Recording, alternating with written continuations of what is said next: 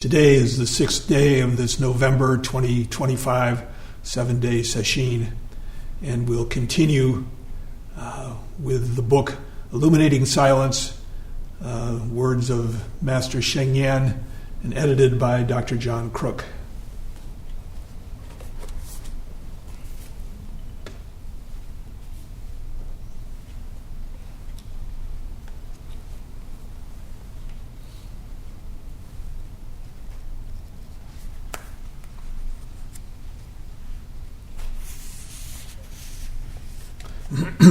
And we're going to pick up with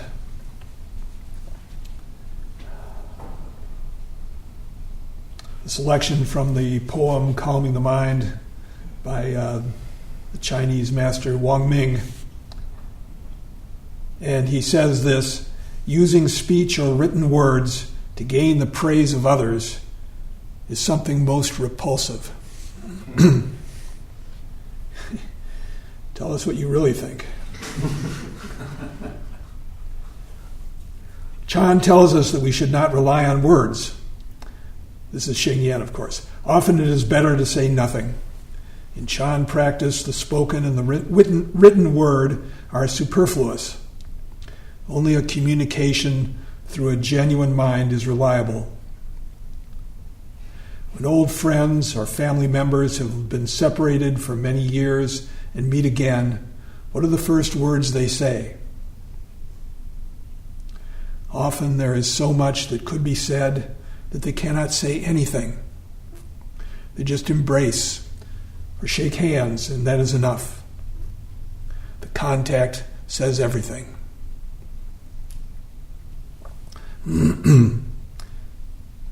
Then Sheng Yan says, last year I went to mainland China for the first time in many years.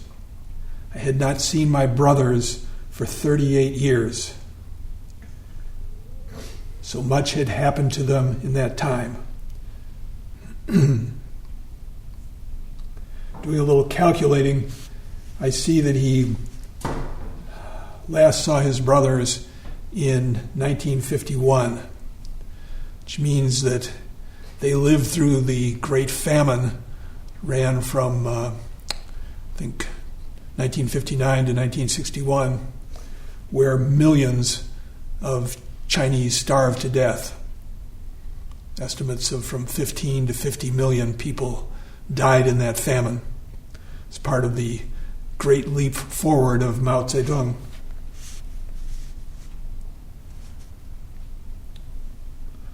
So much had happened to them in that time. So much had happened to me also. When we met, we couldn't say anything. There were simply tears rolling down our faces. I myself was too embarrassed to cry, but tears were falling inside me and racking my stomach. Everything was communicated just like that.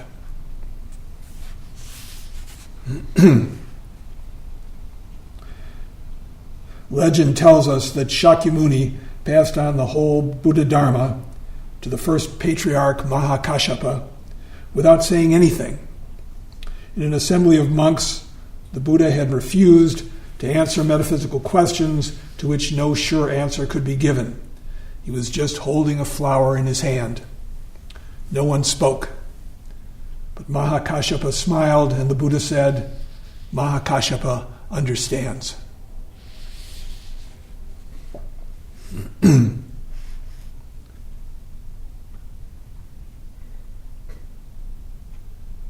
Wang Ming is saying that if you do not truly practice, but merely use the spoken or written word to tell others about your attainment, then that is shameful. In fact, talking is useless.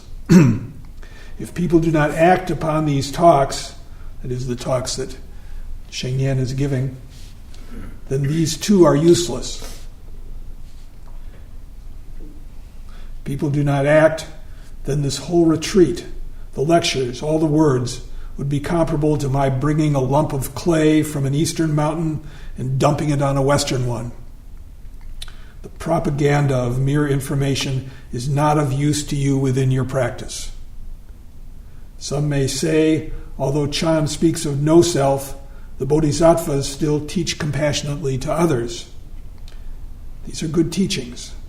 Just to hear them is good, and they should be handed on. So it is. Yet, I say to you, without practice, the teachings are not manifest in the world.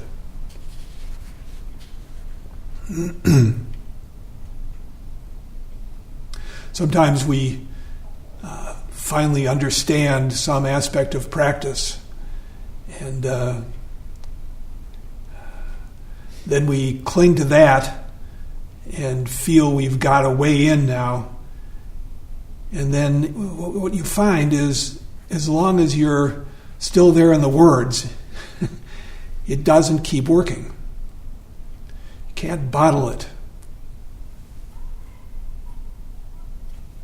We can understand what it means to drop thoughts, but if all we're doing is thinking, got to drop thoughts, that's not it.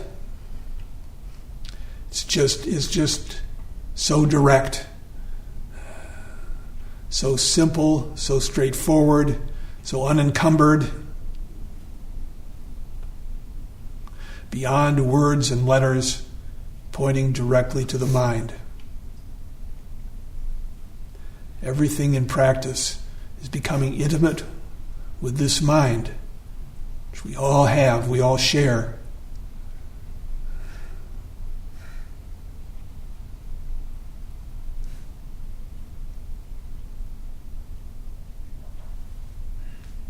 Without practice, the teachings are not manifest in the world.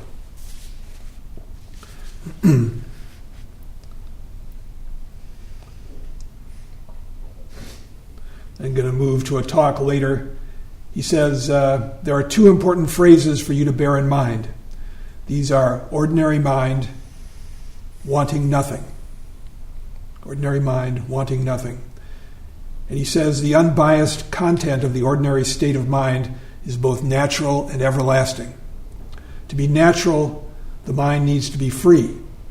Free from anything artificially created by thought or reasoning, from anything shaped by an experience or judgment. When these things are absent, we say the mind is in its natural state. When the mind is natural, it is in conformity with the Tao, with the truth, with the way.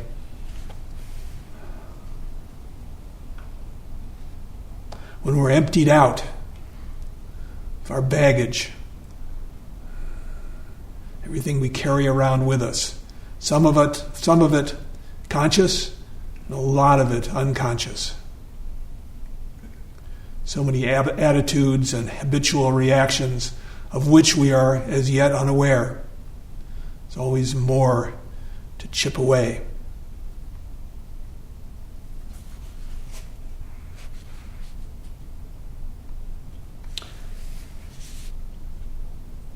And then Shengyan says, let me put it this way. Here in the mountains, in this old farmhouse of stone and wood, we're living close to nature. Yet the tools we use and the clock that tells the time remain man-made. They are not completely natural. But for us, the use of such simple tools is natural enough.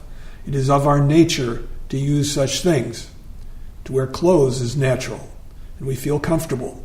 To take them off and be uncomfortable would not be natural for us, even if at first sight nakedness might be nearer our original condition. Natural is what is appropriate. Natural is this: when there is one, there is one.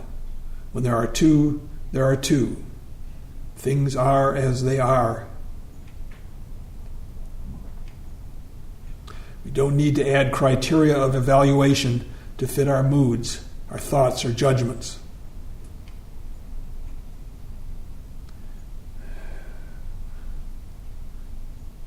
Right now, it's like this.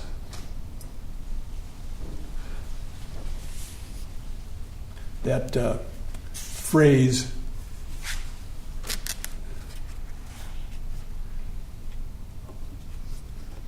it's become something of a Buddhist catchword. It's really got a lot to it.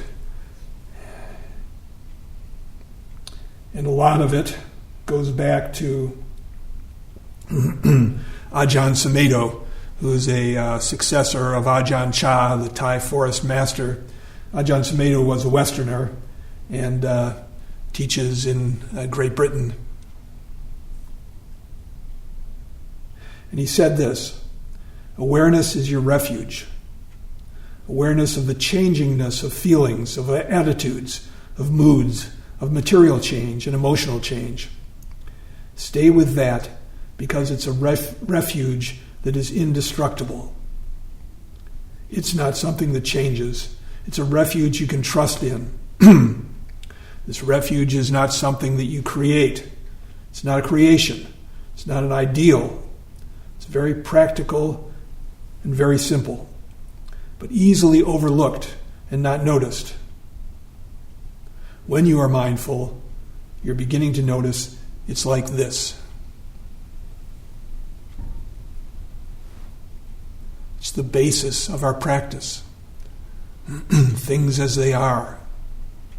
Not things as we want them to be, things as we hope they will become.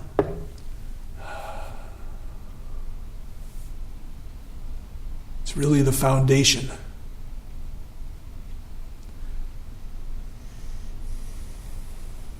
It's liberation. It's right here. It's right now. It's outside of any goals, outside of regrets, hopes. It's completely natural.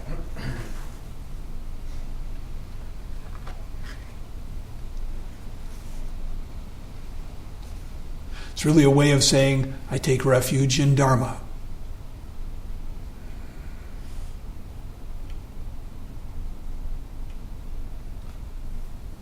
Sheng Yen says, whatever is truly natural is everlasting. I mean to say the natural forms part of a timeless process that obeys unchanging principles. The sunlight from the window moves as a patch across the floor. It comes and goes as the clouds move across the sky. The sun itself follows its own varying path relative to the earth. The earth revolves on its axis so that we have the experience of the sunrise in the morning and sunset in the evening. The patch of light on the floor appears according to the rules of place, time, and weather. All this is natural and everlasting. Water becomes rain, and rain becomes water. This too is everlasting. It is of the eternal.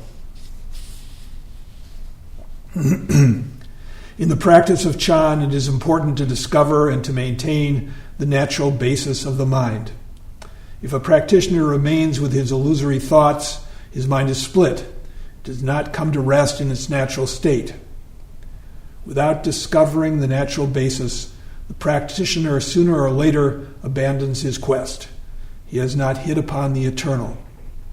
Once the eternal is perceived, the practitioner is unlikely to give up, for he has discovered his own basis.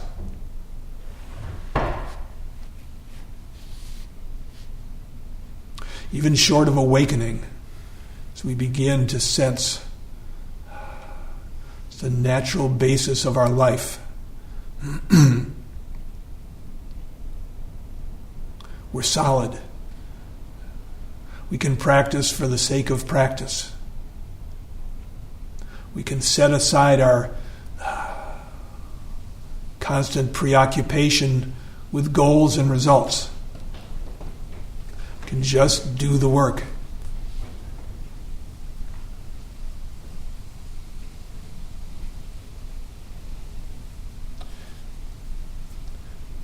Sheng Yen says, when we are born, the body-mind is in its natural state. Gradually, we adopt unnatural contortions, defending ourselves where, if we were wise, we would find that no defense is needed. Such a wonderful thing to begin to feel. No need to defend myself.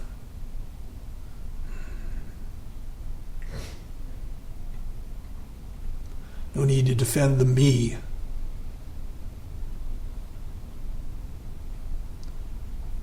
We can move freely when we're not defending ourselves. We don't become rigid.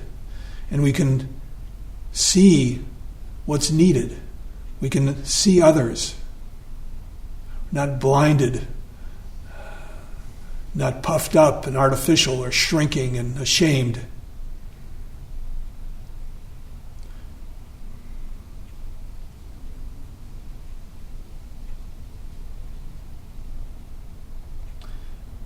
Sheng-yen says the practice of Chan enables us to go back to being natural, to rediscover the eternal quality of being. Every day we get up, wash, eat, go to the toilet. All this is natural. Similarly, we need to build into our everyday lives the practice of meditation. Let it be a natural part of daily life, not something special with a time set aside for it, but a quality of ongoing awareness. In the beginning of practice, Zen can seem really special, and a lot of people remain attached to that special aura of Zen, especially to their own particular flavor, whether it's Japanese or Chinese or Soto or Rinzai, their own rituals and routines. Seems like that's Zen. That's the surface. It may be helpful in some cases for a while, but really we need to find our natural basis. Zen is not the intellectual property of the Zen school. It's the truth. It appears in all religions, in all countries, in all peoples.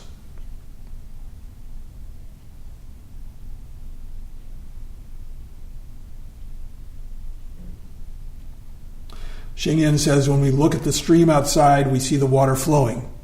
What is its purpose? There is no purpose. It is simply flowing. So let it be with practice. Practice itself has no particular purpose. If you give practice a purpose, then it's not natural practice. It is not rooted in the eternal. When your practice has no purpose, when practice itself is the purpose, then it is natural practice. And only this natural practice has the quality we call everlasting. When your practice has no purpose, you are not seeking anything. You want nothing. When you want nothing and there is nothing to want, what is there then? Please just use an ordinary state of mind to practice. No need for assumptions, moods, emotions, or judgments. Simply follow your method. Work hard for no reason. Sit without purpose in your sitting. Let the natural state arise everlastingly. When practice has no purpose, it's a joy. It's open. It flows. Purpose only gums it up.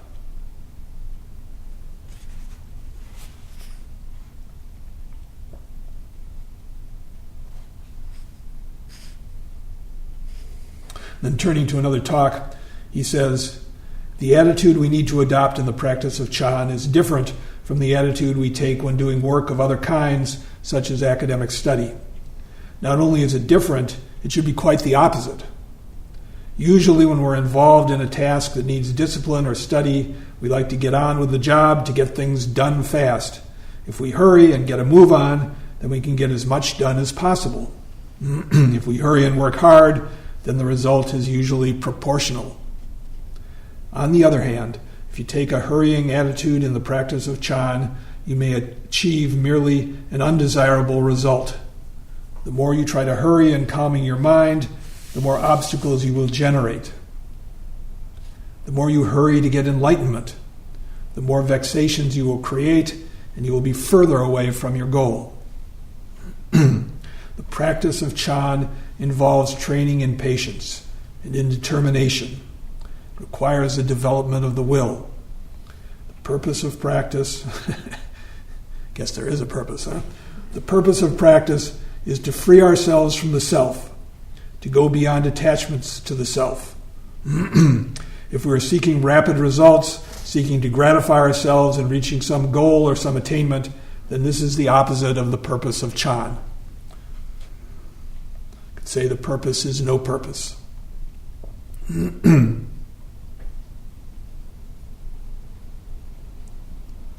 we get anxious because there appears to be no result from practice, we're making a mistake.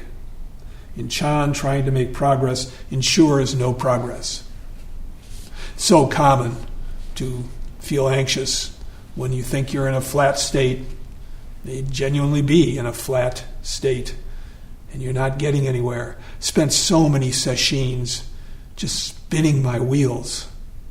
Day 4, day 5, day 6, day 7.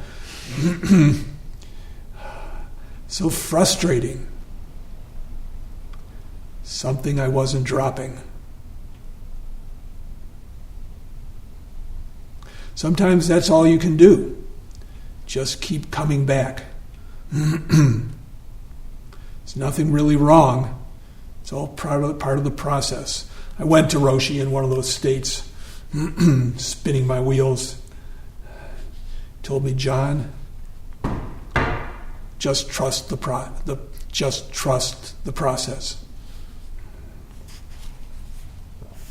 And I went, oh, that's it.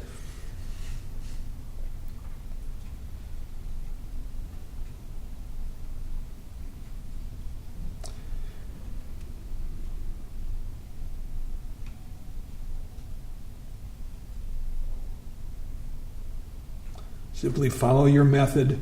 Work hard for no reason. Sit without any purpose in your sitting. Let the natural state arise everlastingly.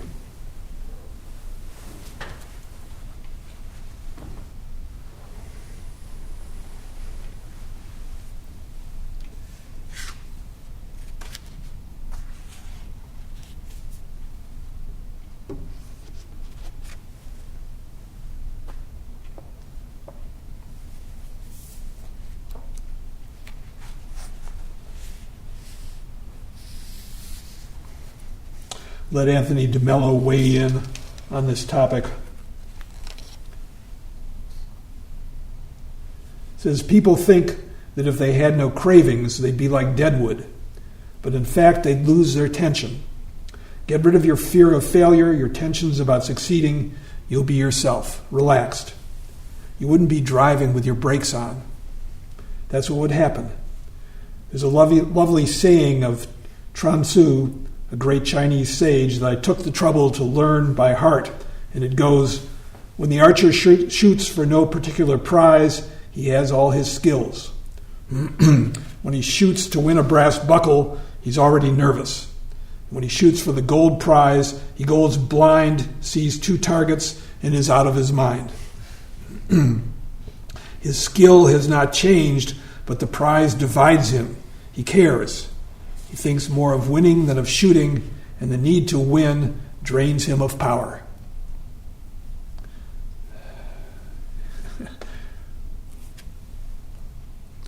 Tense up. We choke. My father used to always like to point out this phenomenon. One day I was sitting on the floor. I had a little toy skee ball thing where you roll a ball up a incline and try to get it to fall into the right hole, depending on how fast you roll it and how straight and true. And I was doing pretty good. And my dad said, okay, I'll tell you what. I'll give you $0.25 if you can do it on the next one. What a jerk. But I learned a valuable lesson. I didn't need some Chinese sage. And he didn't give me $0.25 either.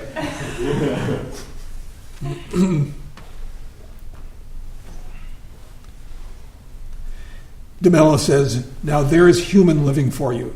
That's what life is all about. That can only come from awareness. And in awareness, you will understand that honor doesn't mean a thing. It's a social convention, that's all. That's why the mystics and the prophets didn't bother one bit about it. Honor or disgrace meant nothing to them. They were living in another world, in the world of the awakened. Success or failure meant nothing to them. They had the attitude, I'm an ass, you're an ass, so what's the problem? There's a parable, I think, from the Buddha, or a system, sort of organizational system, called the 8 Worldly Winds.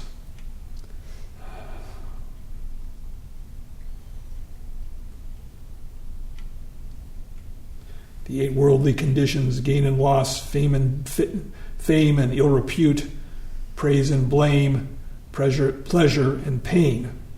It's basically good and bad. And there's a story about that, a story about a famous Buddhist poet named Su Dongpo in the Song Dynasty.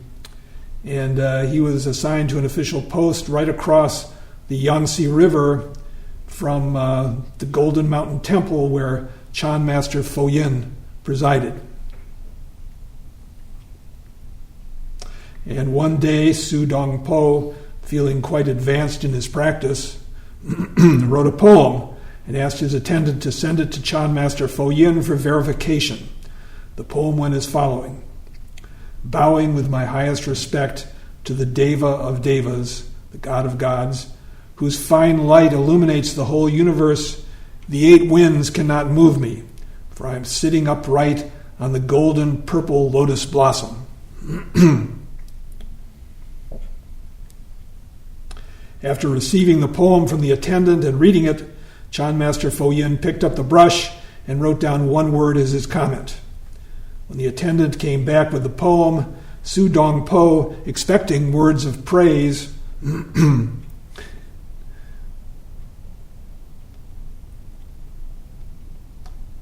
quickly opened it to read the comment.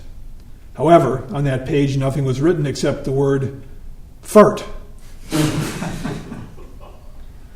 Pi in Chinese, which means utter nonsense. Upon seeing such an insult, Su Dongpo was ablaze with the fire of anger. Immediately, he boarded a boat and crossed the Yangtze River to argue with Chan Master Fo Yin. Before the boat even pulled up onto the shore, Chan Master Fo Yin was standing there waiting for Su Dongpo. He knew how to call him over. Upon seeing Fo Yin, Su Dongpo said, Chan Master, we are such intimate Dharma friends. It's fine that you do not compliment my practice or my poem, but how can you insult me like this? Innocently, as if nothing had happened, the Chan Master asked, how have I insulted you? Without saying another word, Su Dongpo simply showed the word fart to Chan Master Fo Yin, and laughing wholeheartedly, the Chan Master said, oh, didn't you say that the 8 winds cannot move you? How come you were sent across the river with just a fart?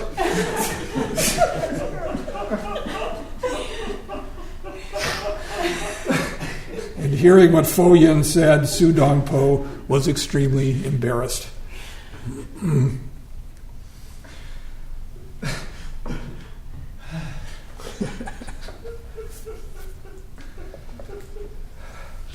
All right, back to work.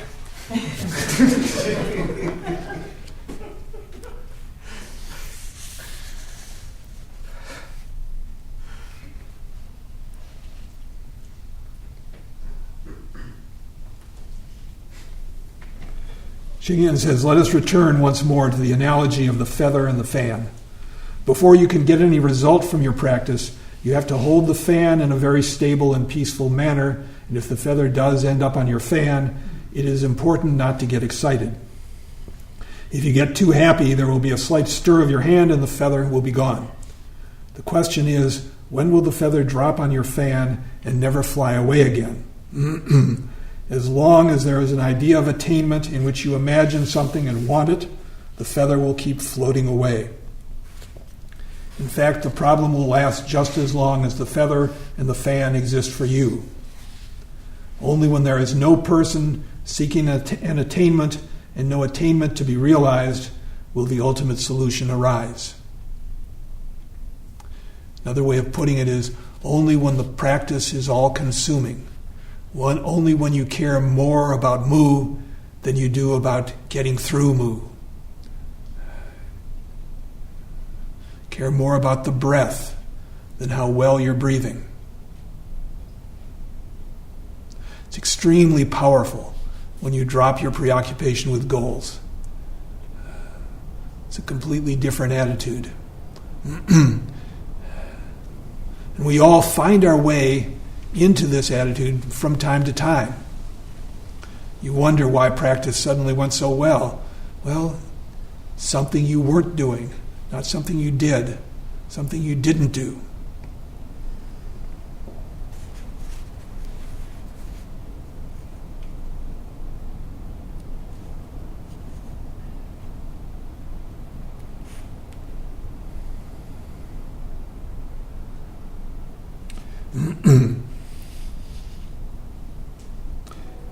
Now, from an evening talk, he's turned back to Wang Ming, and he reads this verse: "What common people regard as auspicious, the sage takes as evil. The enjoyment gained is fleeting, but the sorrow is everlasting." It says, "Today is the next to last day of retreat. By now, some people have had some experience of the meaning of practice, and others may feel envious of their good fortune. From an ordinary point of view, such experiences are indeed valuable, but from the ultimate point of view, are not to be regarded as good. They're nothing special." We've been talking about people climbing mountains. On their way, some encounter flat areas, while others come across exceedingly steep slopes. We're pleased with the easy slopes and feel the mountain climbing is going well, but on the flat area, the climber is not getting any higher. Someone struggling with cliffs and boulders on the steep slope may be on the quicker path. The climber wandering around on the flat area may be going around the mountain rather than up it. This is especially likely if he is climbing in a cloud. Yesterday morning I said it was bad luck if somebody always seemed to be on a steep slope. Actually, this might not be the case at all. Such a climber might be the most fortunate.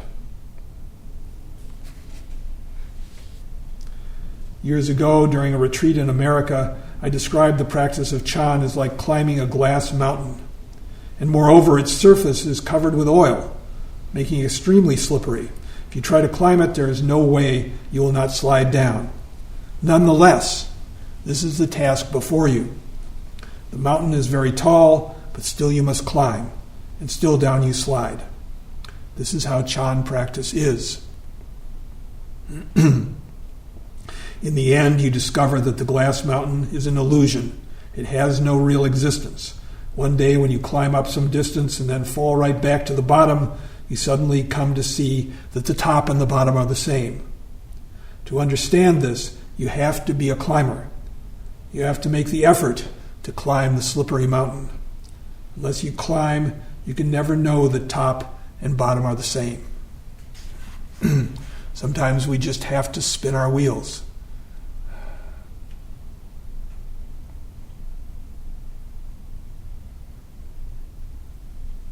Wang Ming is saying that for one who has never practiced, certain states and certain experiences are good and valuable. The sage, however, recognizes that attachments to experience or high states are a hindrance, for they do not lead to liberation. The exalted states, the peaks, must also be put down. You have to go beyond this type of evaluation.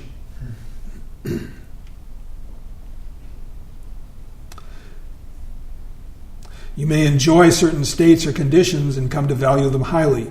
It's like climbing up to a flat area with beautiful trees and running brooks. You arrive there and find it's quite gorgeous. So you sit down saying, "How beautiful this is." You forget about the climb. The next time you make the ascent again, you sit down in the comfortable spot. Perhaps you enjoy a snooze. In your dreams, you are lotus eating. Have some of you found such a place on the mountain? The ancient patriarchs cautioned their disciples about this, especially those who had had a first taste of enlightenment. They told them that the road ahead was still very long. If you have only just begun to walk, then there's a long way to go. If you've had a glimpse of seeing the nature, then you have to practice even harder. Of course, when you fully understand, there's nowhere to go. We get so nutsed up about our progress or lack of progress, about other people's position relative to us. I remember reading a book by John Blofeld, translator and author, was in China, and he was commenting on the superiority of the Chan attitude to develop self-power, joriki, as opposed to what's done in the Pure Land school where you rely on other power. The mercy of the Bodhisattva Kanon, Kuan Yin. And the person he was talking to said, your view may be more sophisticated than that of simple peasants or devotees of Kuan Yin. On this journey, you may be a step ahead, but this is a journey of 10,000 miles. What difference is one step?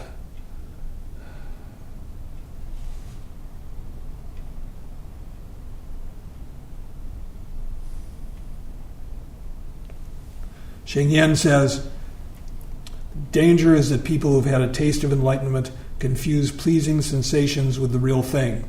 They believe that's it. These sensations are perceptual experiences, mental responses or states, which are refreshing and give one a feeling of calm, peace, and even a unity of body and mind. All these pleasing experiences have nothing to do with enlightenment. They simply arise on the path. The wise practitioner should be very careful. Maybe you have come to experience the unity of the previous thought with the subsequent one. The experience is valuable. It's a sign of strong meditative practice.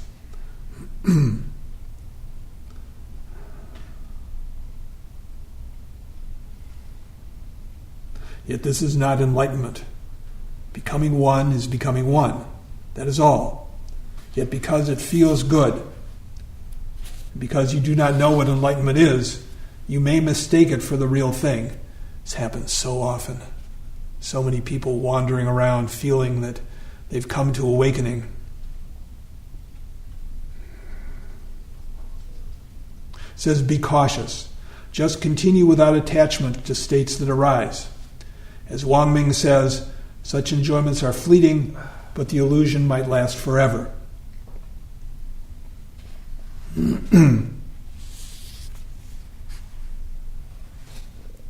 Again, perhaps you've seen the nature, which is a Chan way of saying perhaps you've had Kensho. You've seen the nature. Actually like that phrasing better. You have perceived the emptiness of self in all things. You've experienced an awareness of the absence of self. You have seen the empty state where there is no self because the self has vanished. You've had an initial taste of enlightenment.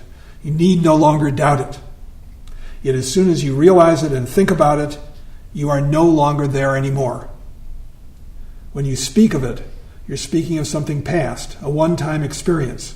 Such an individual is in danger if he thinks he is enlightened. What was it? Now it's only a dead experience. If you take this attitude, there's no way you can make progress. Wang Ming tells us that if we have a good experience and hold on to it, evaluating it and wanting to repeat it, then we will have a very long night ahead of us. Remember, after Boden Roshi passed me on Mu, him some days later pointing out to me that when Sesshin ended and people came out, very often the most radiant people were those still working on their first koan. People who weren't bogged down by some feeling of attainment, being special in some way.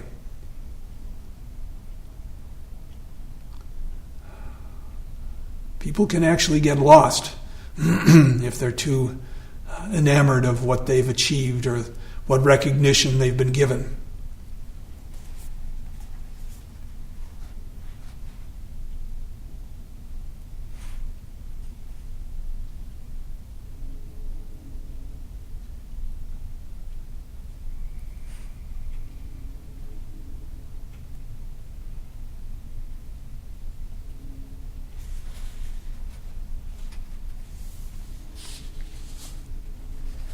Going to finish with the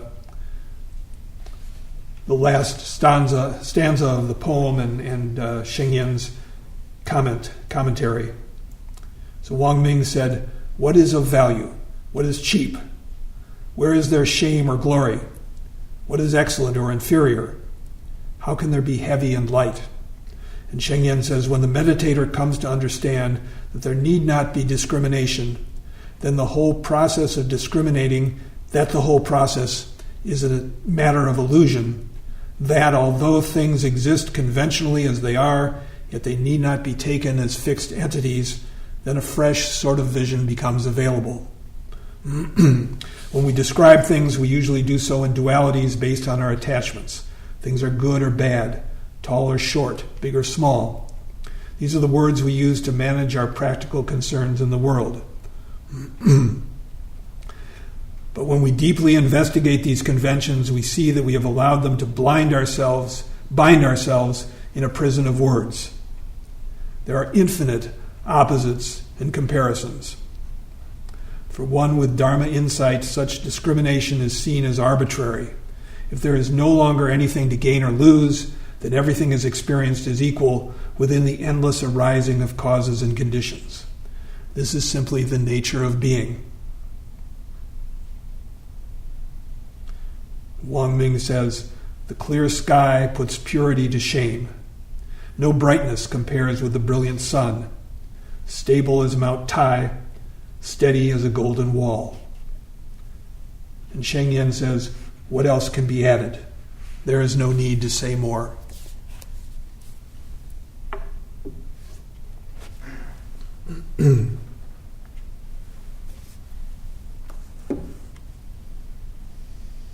But I will say more. Keep working. Keep giving yourself to your practice, right to the end of sesshin. Don't fall back into ideas about time or what you've done or haven't done or may be going to do. Let go of that kind of purpose. Do the practice for its own sake. Stop here and recite the 4 vows.